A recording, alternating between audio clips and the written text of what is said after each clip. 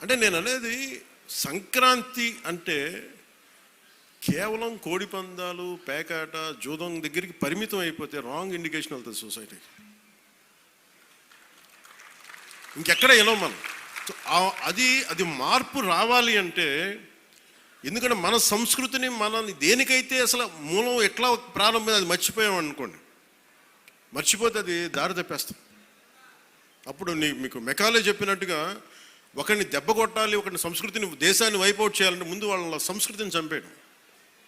So ఇది సంస్కృతి మూలాల్ని పరిరక్షించడానికి, మర్చిపోకూడదని చెప్పడానికే ఈ వేడుక ఈ రోజున పీఠిక. ఇది మొత్తం రాష్ట్రంలో ప్రతి నియోజకవర్గంలో ఇది అవ్వాలి.